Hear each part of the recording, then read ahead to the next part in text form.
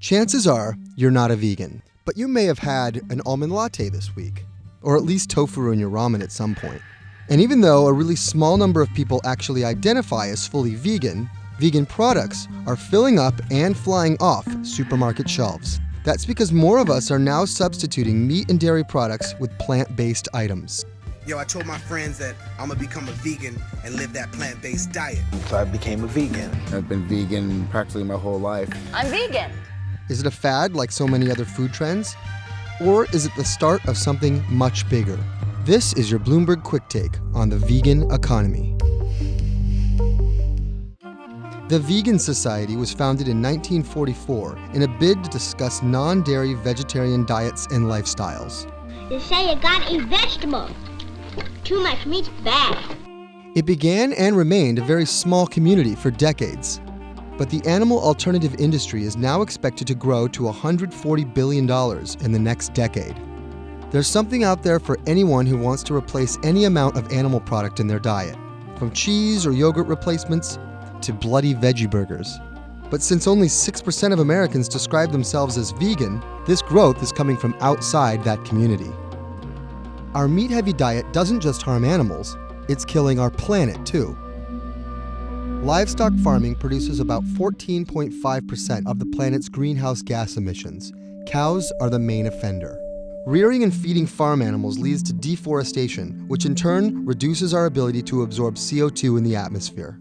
Research from Oxford University claims that a vegan diet is probably the single biggest way to reduce your impact on planet Earth. Concern for the planet is one motivation, but over half of US adults who eat plant-based proteins said the main reason was taste, beating concerns over diet, animal protection, the environment, and health. Vegan products are no longer the weird, dusty packets hidden in the back of the health food shop. They're being delivered to the mainstream by huge brands like McDonald's and Burger King. There's even vegan beer, because as it turns out, brewers use fish guts for filtration.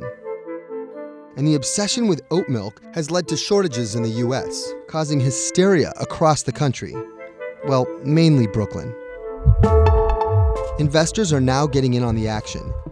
Shares of Beyond Meat surged 600% in the 3 months after its IPO.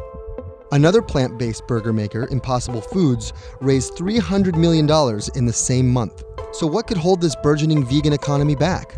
Nutritionists are questioning some of the health credentials of these processed meat alternatives.